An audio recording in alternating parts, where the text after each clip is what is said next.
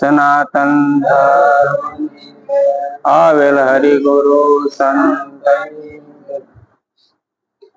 ગુરુ બિન જ્ઞાન ન ઉપદે ગુરુ બિન મિટે નહીં ભેદ ગુરુ બિન મન ના સંશય નો મટે ભલે વાંચો ચાર વેદ.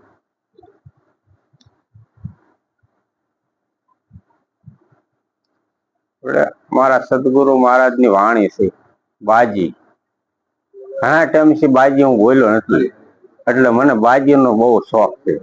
અને અમારા ગુરુ મહારાજ ની વાણી છે એટલે મને બહુ પર્સન છે, એટલે ગુરુ મહારાજ ની વાણી બોલું.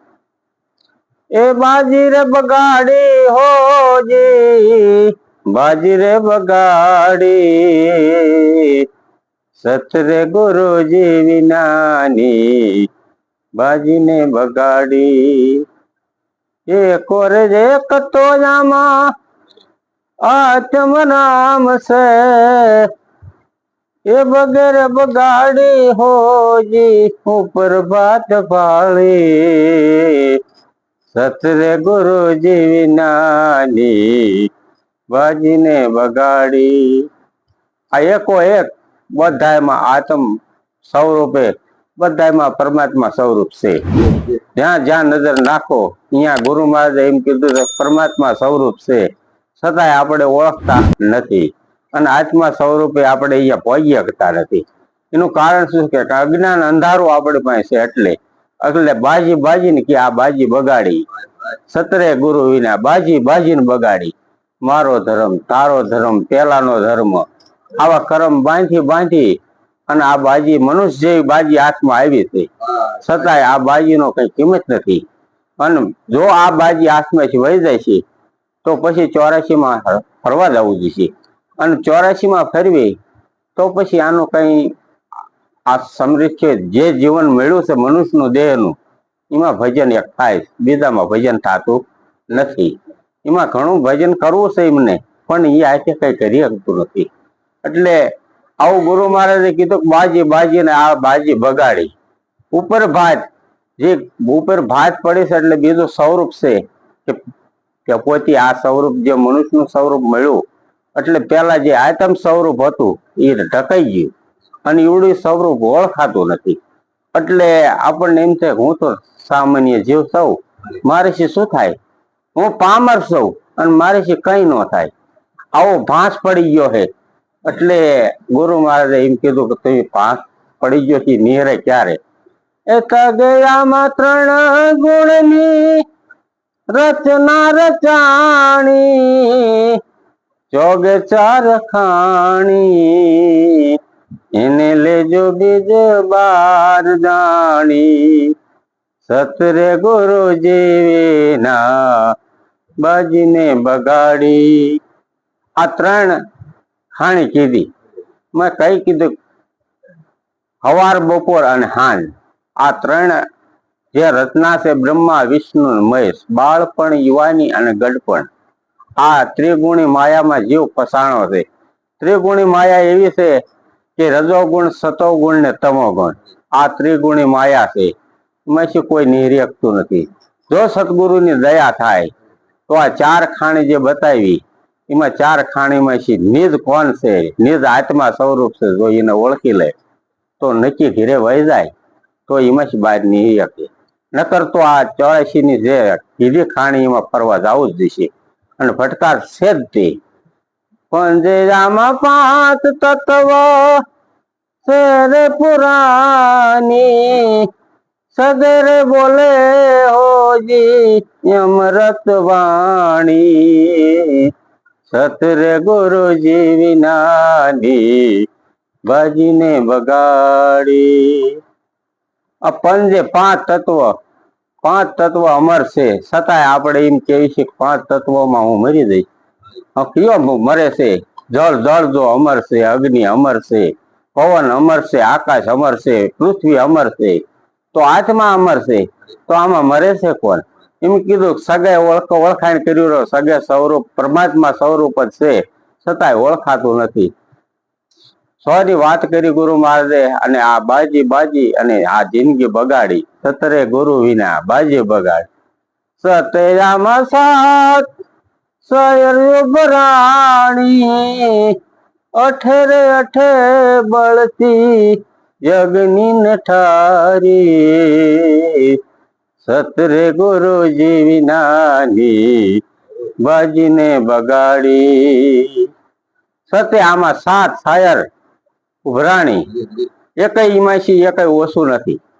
સાતે સાત જે ભૂમિકા બતાવી કે આમાં તમે જે નજર કરો છો એમાં કેટલું તેજ છે, એનું પરમાત્મા સ્વરૂપ જે છે ને એ આમાં આપેલું છે. પણ આપણને મનુષ્યને એમ છે હું ચર્મ ચક્ષુથી જોઉં છું એટલે પરમાત્મા સ્વરૂપ દેખાતું નથી.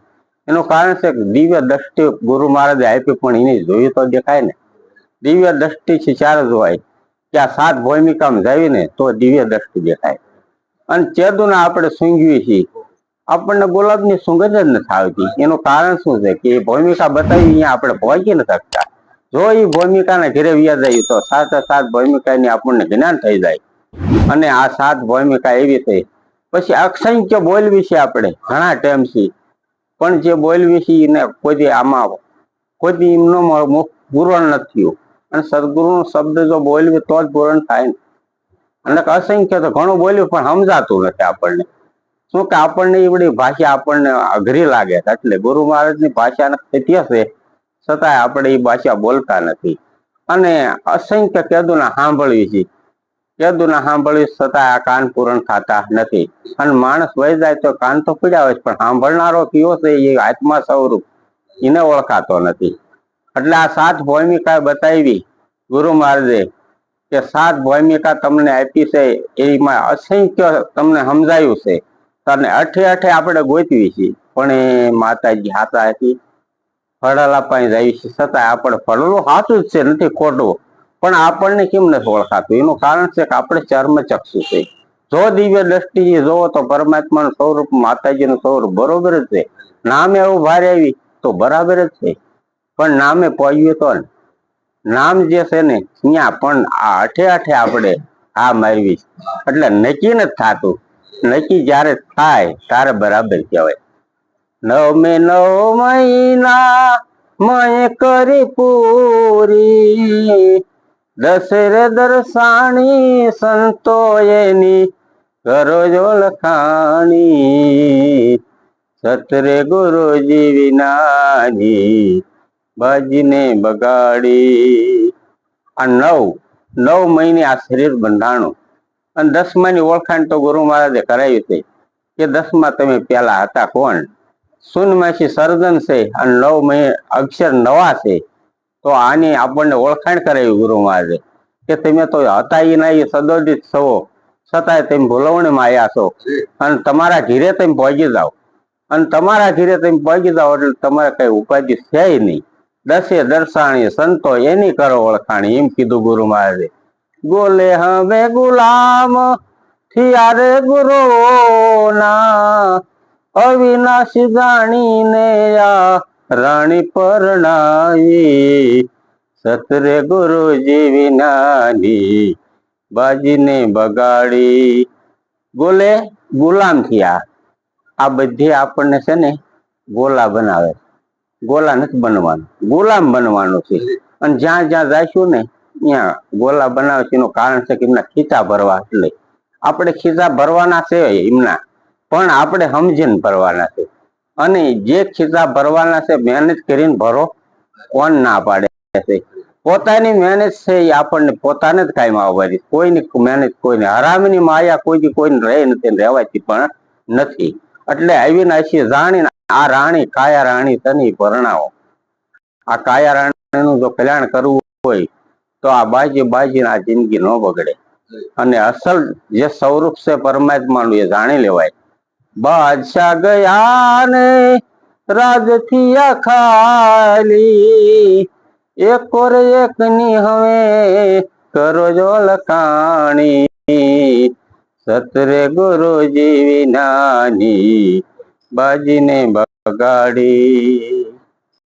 બાદશાહ કેતા અહમ થાય, અહમ જો ઉતરી જાય તો ભક્તિના માર્ગે ચડાય. અને જો ભક્તિના માર્ગે ચડવું હોય તો આમ તો હાલશે જ નહીં. કાં હું અને કાં હરી, બે માંથી એક રે, બે નો રે. હું ને કાઢો તો જ હરિનું ઠેકાણું મળે, નકર ઠેકાણું મળે એવું છે નહીં. પછી એકો એકની ઓળખાણી થાય. ગુરુ મહારાજે એમ કીધું કે એકો એક આમાં બધી પરમાત્માનું સ્વરૂપ છે. જોવો હું જાય તો હરી આવે. બાદશાહ ગયા ને રાજ થયા ખાલી, એકો રે એકની હવે કરો ઓળખાણી. સતરે ગુરુજી વિનાની બાજીને બગાડી. ગુરુ તુલસી ઉદર જમે જાણી, દાસ રે ઘનશ્યામની રે બાજી રે સુધારી. સતરે ગુરુજી વિનાની બાજીને બગાડી. ગુરુ ભૂદર સ્વરૂપ કીધા અને નરસિંહ માતાએ કીધું કે ભૂદરજી ભૂદરજી આવો ગરુડે સડે ને ભૂદરજી. જયારે કીધું હતું ને કે ભૂદરજી એ ગુરુ છે અને પરમાત્મા સ્વરૂપ છે. તમે જે ધારો એ ગુરુ એટલે ભગવાન સ્વરૂપ છે. એટલે એમ કીધું કે ગુરુ મહારાજ ભૂદરજી સ્વરૂપ છે અને જો બાજી સુધાર્યું હોય ને તો ગુરુ મહારાજ ને શરણે જાવું. આ મનુષ્યની દેહ ની બાજી તો સુધરે એવું છે, નકર સુધરે એવું નથી. આયા તો બધે અસંખ્ય માર્ગ છે અને એ માર્ગે સડી ગયા કે પાછું વળે એવું છે નહીં. અને આટલું વાણી કહીને મારી વાણીને વિરામ. બોલો સદગુરુ.